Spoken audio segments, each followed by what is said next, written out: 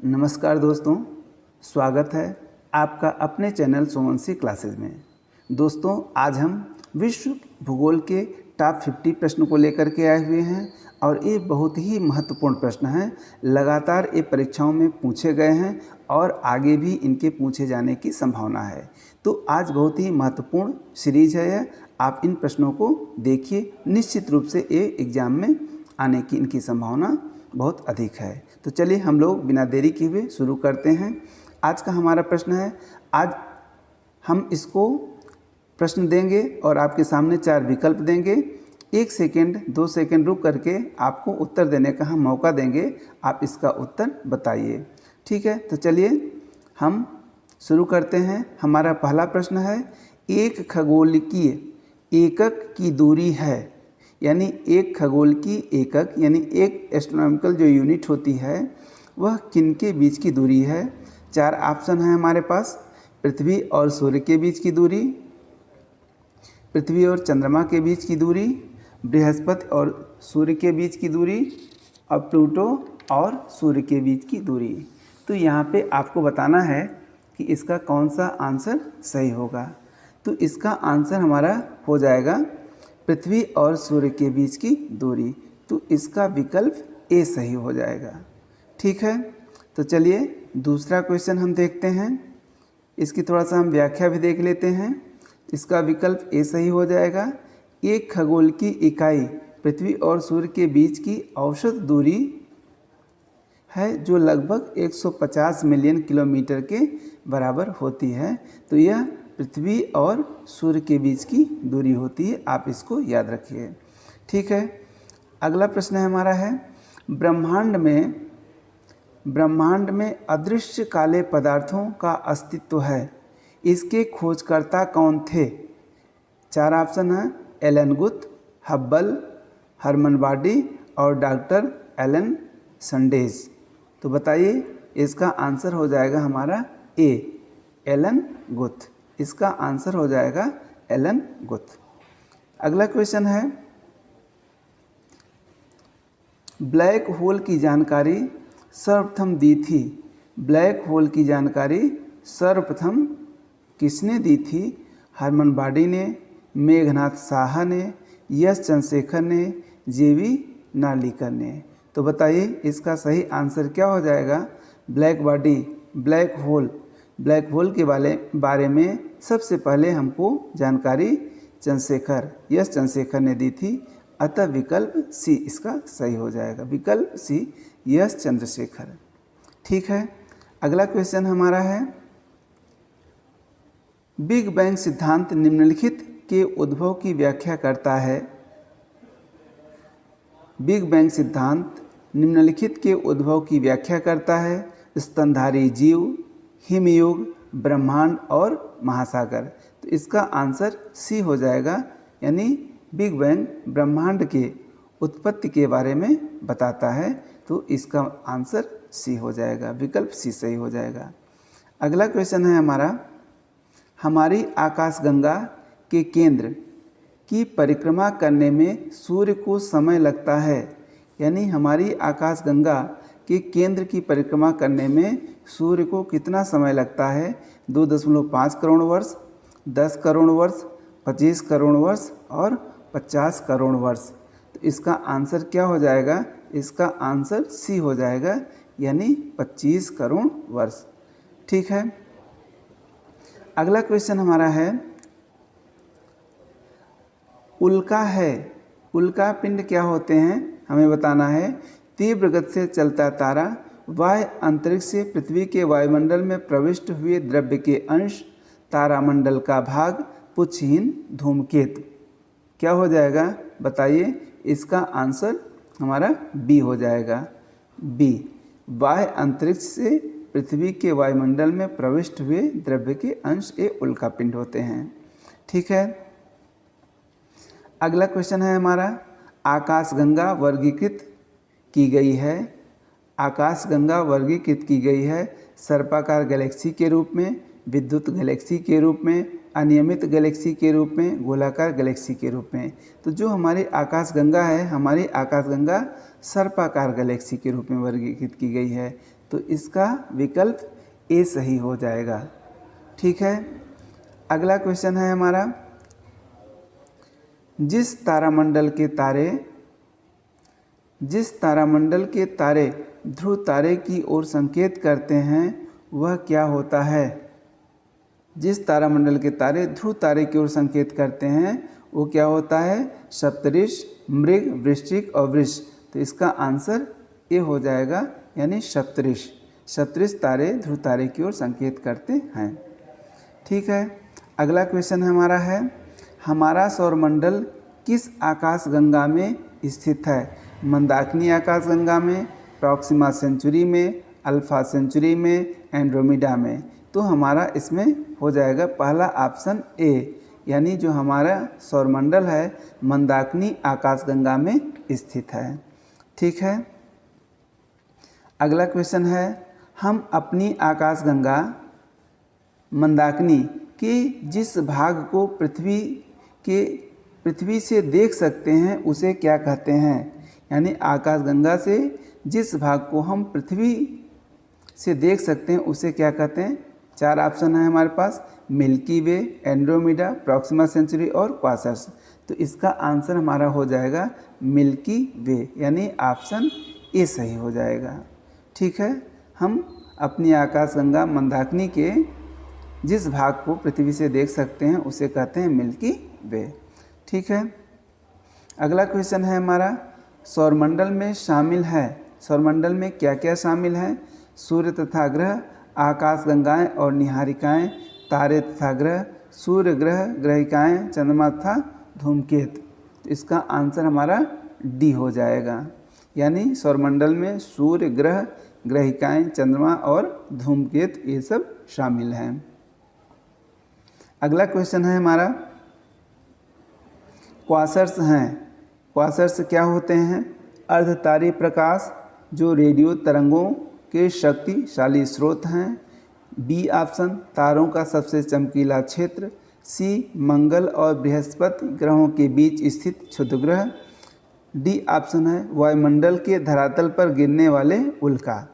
ठीक है, तो क्वासर्स हमारे क्या होते हैं? क्वासर्स हमारे अर्धतारी प्रकाश जो रेडियो तरंगों के शक्तिशाली स्रोत हैं। तो इसका आंसर ये हो जाएगा।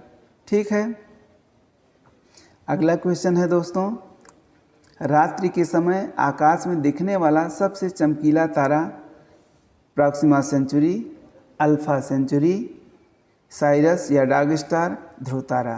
तो आकाश में सबसे चमकीला तारा कौन सा है? साइरस या डार्क स्टार। अतः विकल्प सी सही हो जाएगा हमारा। अगला क्वेश्चन है, हमारी आकाशगंगा का सबसे शीतल तथा चमकीला क्षेत्र कौन सा है? तो हमारी आकाशगंगा का 4 ऑप्शन है, Orion nebula, ring nebula, supernova, Pulsar. तो हमारी आकाशगंगा का सबसे शीतल तथा चमकीला जो क्षेत्र है वह है ओरियन नेबुला। अतः ऑप्शन ए सही हो जाएगा, विकल्प ए सही हो जाएगा। अगला क्वेश्चन है हमारा, निम्नलिखित में कौन अंतरिक्ष में नहीं पाया जाता? कौन अंतरिक्ष में नहीं पाया जाता? Pulsar, brittle star, black hole और क्वासर। तो सभी पल्सर भी पाया जाता है, ब्लैक होल भी, क्वासर भी, ब्रिटल स्टार नहीं पाया जाता। अतः विकल्प बी हमारा सही हो जाएगा। ठीक है, अगला क्वेश्चन है, एक निश्चित आकृति में व्यवस्थित तारों का समूह क्या कहलाता है? आकाशगंगा, नक्षत्र, एंड्रोमेडा, सौरमंडल। तो निश्चित आकृति में व्यवस्थित जो तारों का समूह होता है उसको नक्षत्र कहते हैं। अतः विकल्प बी हमारा सही हो जाएगा। ठीक है, अगला क्वेश्चन है कि एक व्यक्ति, ये देखिए AIS एग्जाम में पूछा गया क्वेश्चन है, एक व्यक्ति काली अंधेरी रात में रेगिस्तान में अकेला खड़ा था। उसे अपने गांव जाना था जो वहां से पूर्व से 5 किलोमीटर पूर्व में 5 किलोमीटर की दूरी पर था। उसके पास दिशा ज्ञान के लिए कोई यंत्र नहीं था, पर उसने ध्रुव तारों को पहचान लिया। अब उसको गांव पहुंचने के लिए निम्नलिखित में से कौन सा मार्ग अपनाना अधिकतम सुविधाजनक होगा। तो यहाँ आप देखिए, ध्रुव तारे की दिशा में चले जाना, ध्रुव तारे की विपरीत दिशा में जाना, ध्रुव तारे की बाईं ओर रख कर चलना, ध्रुव तारे को अपनी दाईं ओर रख कर चलना। तो यहाँ आप देखिए, इसका आंसर ध्रुव तारा हमेशा उत्तर दिशा में होता है और उसका जो गांव है पूर्व दिशा में है। यहाँ पे कहीं पर व्यक्ति खड़ा है, तो अगर ध्रुव तारे को अपने बाईं ओर रख करके चलेगा तो वह अपने गांव की ओर पहुंच जाएगा। तो इसका विकल्प सी हो जाएगा। इसका विकल्प सी, ध्रुव तारे को अपनी बाईं ओर रखकर चले तो अपने गांव पहुंच जाएगा। ठीक है, तो ये IAS में पूछा गया क्वेश्चन है। अगला क्वेश्चन है, भ्रूण तारा या आदि तारा निर्मित होता है, भ्रूण तारा या आदि तारा निर्मित होता है गैसीय मेघों से, हाइड्रोजन और हीलियम के बादलों के गुरुत्वीय संघनन से, मंदाकिनी के सिकुड़ने से, ब्लैक होल ऊर्जा के उत्सर्जन से। तो जो भ्रूण तारा या आदि तारा होता है, इसका निर्माण हाइड्रोजन एवं हीलियम के बादलों के गुरुत्वीय संघनन से होता है। अतः हमारा विकल्प बी सही हो जाएगा। ठीक है, अगला क्वेश्चन है कि तारे में ऊर्जा उत्पन्न होती है हाइड्रोजन के गैस के संलयन से, हीलियम गैस के उत्सर्जन से, ऑक्सीजन गैस के संपीड़न से, गैसीय ताप एवं दाब से। तो तारे में जो ऊर्जा का स्रोत है वह हमारा है हाइड्रोजन गैस के संलयन से। अतः विकल्प ए सही हो जाएगा। ठीक है ना। हमारा 20वां प्रश्न है, फासिल स्टार यानी जीवाश्म तारा कहा जाता है। तो जीवाश्म तारा किसको कहा जाता है? ठीक है, पृथ्वी पर गिरने वाले उल्का पिंडों को शीतल होकर ऊर्जा एवं प्रकाश का उत्सर्जन न करने वाले श्वेत बौने तारे को, पृथ्वी के नज़दीक स्थित आकाशगंगा को, मंगल एवं बृहस्पति के मध्य स्थित क्षुद्र ग्रह को। तो इसका आंसर हो जाएगा जीवाश्म तारा पूछ रहा है। तो फासिल यानी जीवाश्म क्या होते हैं, जो और दबे रहते हैं, कोई कार्य नहीं करते हैं। तो इस तरह से शीतल होकर के ऊर्जा एवं प्रकाश का उत्सर्जन न करने वाले श्वेत बौने तारे को, यानी ऑप्शन इसका बी सही हो जाएगा। ठीक है, अगला क्वेश्चन है हमारा, तारों में सुपरनोवा विस्फोट का कारण, जो तारे होते हैं उसमें जो सुपरनोवा विस्फोट होता है उसका कारण क्या है? गुरुत्वाकर्षण के कारण, तारे की मध्यवर्ती परत का केंद्र में ध्वस्त होना, तारे में हीलियम की अधिकता, तारे में हाइड्रोजन के संलयन और तारे के सिकुड़ने से। तो विस्फोट का कारण इसका ऑप्शन ए हो जाएगा, यानी गुरुत्वाकर्षण के कारण तारे की मध्यवर्ती परत का केंद्र में ध्वस्त होना, ये सुपरनोवा विस्फोट का कारण है। अगला क्वेश्चन है हमारा, तारों तथा अन्य खगोलीय पिंडों की पृथ्वी से दूरी ज्ञात करने में प्रयुक्त मात्रक पार्सेक का मान होता है, यानी जो पार्सेक होता है ये कितने प्रकाश वर्ष के बराबर होता है, यहाँ कहने का तात्पर्य इसका है। तो एक प्रकाश वर्ष जो होता है वह 3.25 लाइट ईयर के इक्वल होता है। अतः यहाँ पे ऑप्शन डी हमारा सही हो जाएगा। ठीक है, तो एक प्रकाश वर्ष 3.25 लाइट ईयर के बराबर होता है, प्रकाश वर्ष के बराबर होता है। तो ऑप्शन डी हो जाएगा। ठीक है, अगला क्वेश्चन है हमारा, एक श्वेत वामन तारे की खोज हुई, यानी जो श्वेत वामन तारा है उसकी खोज कैसे हुई? साइरस नामक तारे के निकट, मंगल ग्रह के निकट, सूर्य के निकट, सन एवं बृहस्पति के निकट। तो इसका ऑप्शन ए हो जाएगा, यानी साइरस नामक तारे के निकट श्वेत वामन तारे की खोज हुई है। ठीक है, अगला क्वेश्चन है, किसी तारे में सुपरनोवा विस्फोट कब होता है? किसी तारे में सुपरनोवा विस्फोट कब होता है? जब तारे का द्रव्यमान सूर्य के द्रव्यमान के बराबर है, जब तारे का द्रव्यमान सूर्य के द्रव्यमान से कम है, जब तारे का द्रव्यमान सूर्य के द्रव्यमान से अधिक है, जब तारा सूर्य के नज़दीक आ जाता है। ठीक है, तो इसका कौन सा ऑप्शन सही हो जाएगा? जब तारे का द्रव्यमान सूर्य के द्रव्यमान से अधिक होता है तब सुपरनोवा विस्फोट होता है, अतः ऑप्शन सी इसका सही हो जाएगा। ठीक है, अगला क्वेश्चन देखिए, किसी तारे का रंग निर्भर करता है, किसी तारे का रंग किस बात पर निर्भर करता है?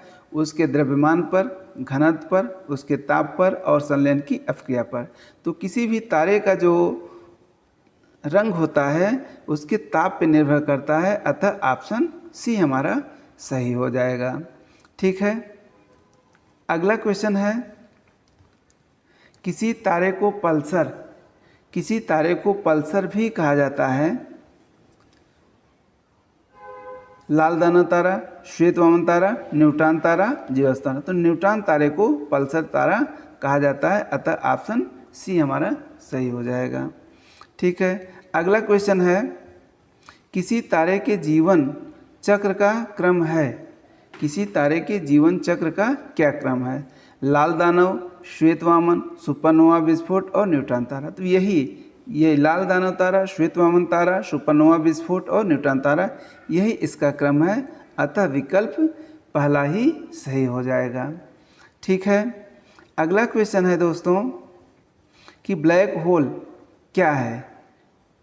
न्यूट्रॉन तारे के सिकुड़ने से बना असीमित घनत्व का द्रव्ययुक्त पिंड, तारे में सुपरनोवा विस्फोट के समय निर्मित आकृति, तारे की युवावस्था, तारे द्वारा विकसित प्रकाश की मात्रा। तो नहीं, जो ब्लैक होल होता है न्यूट्रॉन तारे के सिकुड़ने से बना असीमित घनत्व का द्रव्ययुक्त पिंड है, तो अतः इसका ऑप्शन ए सही हो जाएगा। ठीक है, अगला क्वेश्चन है, तारे के संगठन में किस तत्व का योगदान नहीं है? तारे के संगठन में किस तत्व का योगदान नहीं है? कौन सा तत्व तारे के संगठन में नहीं होता है? Hydrogen, helium, oxygen, carbon. तो हाइड्रोजन भी होता है, हीलियम भी होता है, कार्बन भी होता है, अतः ऑक्सीजन नहीं होता, इसका ऑप्शन सी सही हो जाएगा। ठीक है, अगला क्वेश्चन है हमारा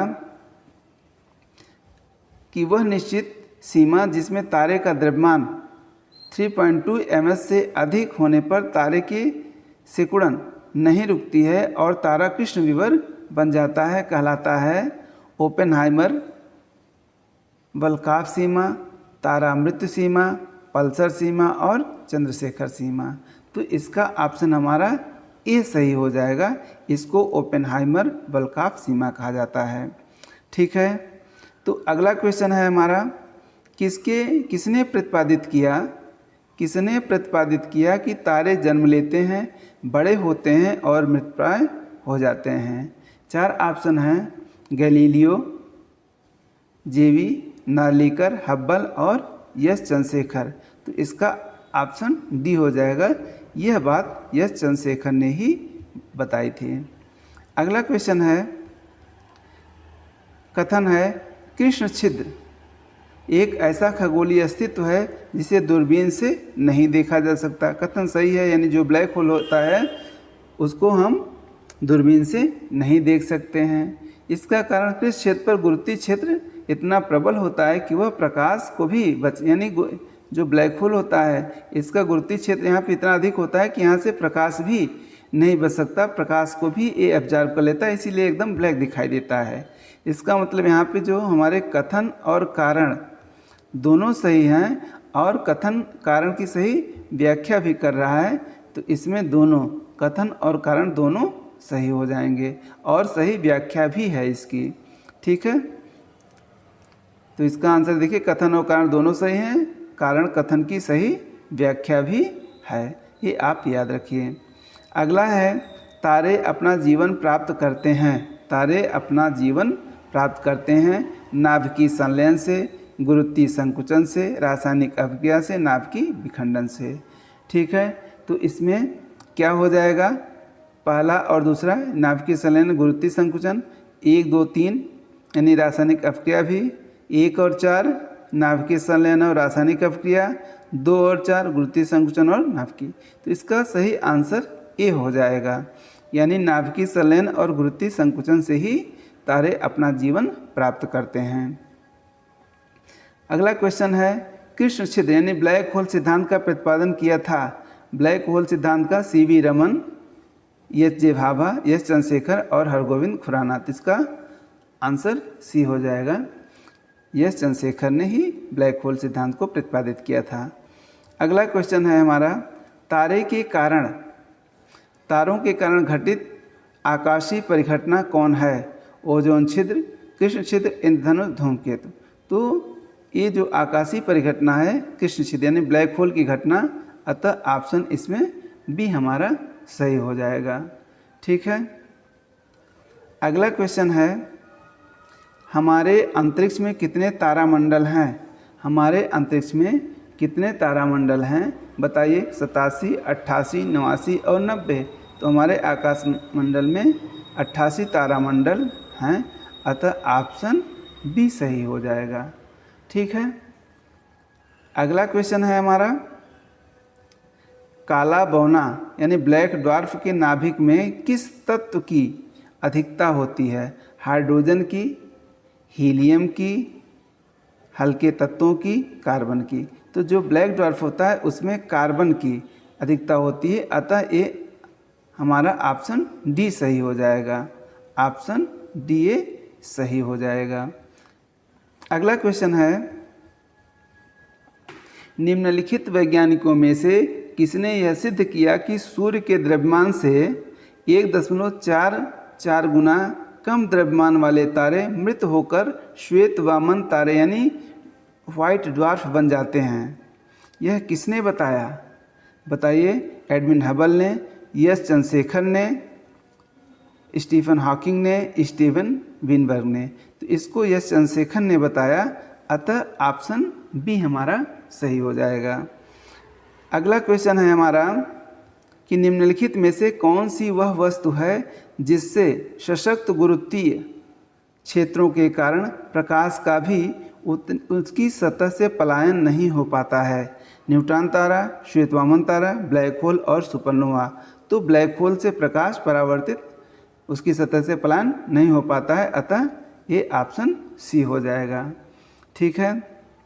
अगला क्वेश्चन है, सूर्य तथा पृथ्वी के बीच की अधिकतम दूरी सूर्योच्च कहलाती है। सूर्य और पृथ्वी के बीच की अधिकतम दूरी सूर्योच्च कहलाती है। यह स्थिति आती है 21 मार्च को, 23 सितंबर को, 4 जुलाई को, 25 दिसंबर को।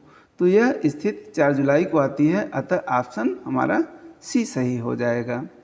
अगला क्वेश्चन है, सूर्य के रासायनिक संगठन में है हाइड्रोजन 71%, हीलियम 26.5%, अन्य तत्व 2.5। तो इसका ऑप्शन ए ही सही हो जाएगा। ठीक है। हाइड्रोजन 71% होता है, हीलियम 26.5% और अन्य तत्व 2.5% होते हैं। ठीक है। तो इसका ऑप्शन ए सही हो जाएगा। ये सारे बहुत ही इम्पॉर्टेंट प्रश्न हैं, आप लोग इसको एकदम रट डालिए, समझिए कि ये निश्चित रूप से एग्जाम में आना है। अगला क्वेश्चन है, सूर्य की परिक्रमा के दौरान पृथ्वी सूर्य के निम्नतम दूरी पर होती है? मार्च महीने में, जुलाई महीने में, सितंबर महीने में, जनवरी महीने में। तो इसका आंसर डी हो जाएगा, जनवरी महीने में। अगला क्वेश्चन है, सूर्य में ऊर्जा का जनन होता है, यानी सूर्य में जो ऊर्जा उत्पन्न होती है किस कारण से होती है? नाभिकीय संलयन की अभिक्रिया से, हाइड्रोजन के हीलियम में रूपांतरण होने से। तो इसका ऑप्शन हमारा यही सही हो जाएगा, यानी सूर्य में ऊर्जा का जो कारण है वह नाभिकीय संलयन की क्रिया ही है। नाभिकीय विखंडन से हो नहीं सकता है, हाइड्रोजन के परमाणुओं के टकराने से ये नहीं, नाभिक में गैसों के संलयन से ये भी नहीं। ठीक है। केवल नाभिकीय संलयन की अभिक्रिया के द्वारा हाइड्रोजन के हीलियम में रूपांतरण होने से सूर्य में ऊर्जा का जनन होता है। अगला क्वेश्चन है, सूर्य की बाह्य सतह से ऊर्जा विकिरित होती है प्रकाश तरंगों के रूप में, प्रकाश विद्युत के रूप में, फोटॉन बंडलों के रूप में। तो फोटॉन बंडलों के रूप में, यही ऑप्शन सी इसका सही हो जाएगा। अगला क्वेश्चन है, सूर्य के केंद्र में उपस्थित पदार्थ होते हैं सूर्य के केंद्र में जो पदार्थ उपस्थित होते हैं वो किस अवस्था में होते हैं? ठोस, द्रव तथा गैसीय अवस्था में, केवल द्रव अवस्था में, प्लाज्मा अवस्था में, द्रव एवं गैसीय अवस्था में। तो यहाँ पर ऑप्शन हमारा सी सही हो जाएगा, यानी प्लाज्मा अवस्था में होते हैं। तो पदार्थ की अभी तक हम लोग 3 अवस्था ही पढ़े थे, ठोस, द्रव और गैस। ठोस, द्रव और गैस, और इसके बाद की अवस्था एक प्लाज्मा होती है, ये पदार्थ की चौथी अवस्था है। तो यहाँ पर ये जो सूर्य के केंद्र में पदार्थ उपस्थित होते हैं, पदार्थ की चौथी अवस्था यानी प्लाज्मा के रूप में होते हैं। अगला क्वेश्चन है, सौर ऊर्जा। सौर ऊर्जा की सबसे महत्वपूर्ण भूमिका है कार्बन चक्र में, ऑक्सीजन चक्र में, नाइट्रोजन चक्र में, जल चक्र में। तो बताइए इसका क्या ऑप्शन हो जाएगा?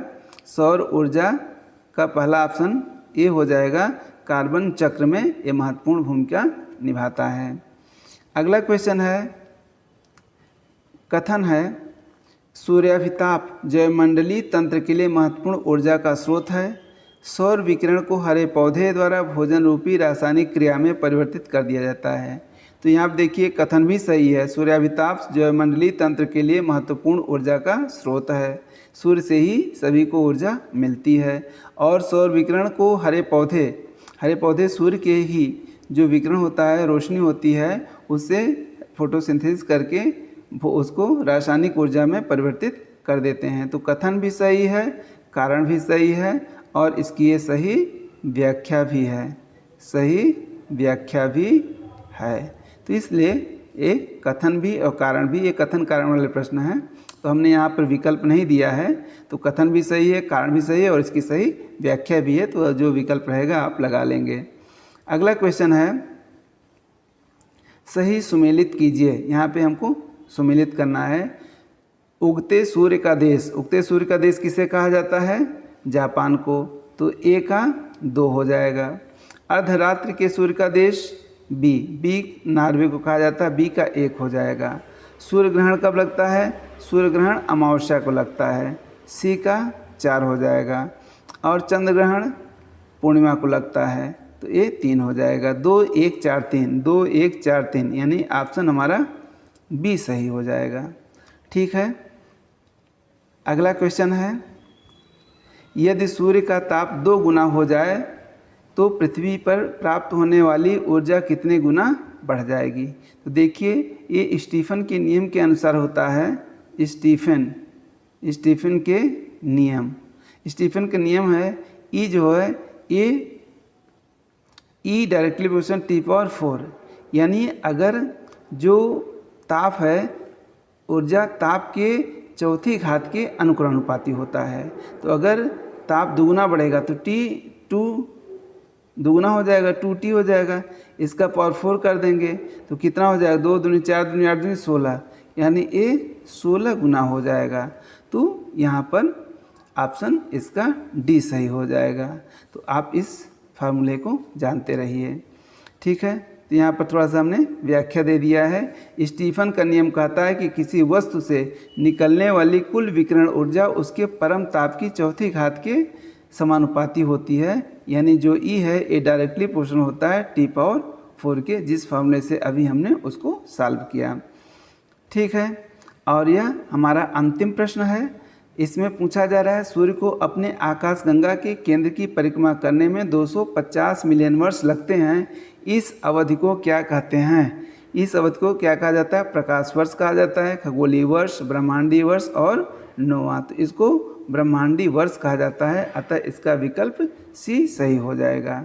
ठीक है। तो आज की हमारी यह बहुत ही महत्वपूर्ण 50 प्रश्नों की श्रृंखला रही। आप लोग इसको 2-4 बार अवश्य देख लीजिए। निश्चित रूप से यहाँ से एग्जाम में आने हैं क्वेश्चन, बहुत ही इंपॉर्टेंट क्वेश्चन हमने लिया है। धन्यवाद, मिलते हैं अगले वीडियो में।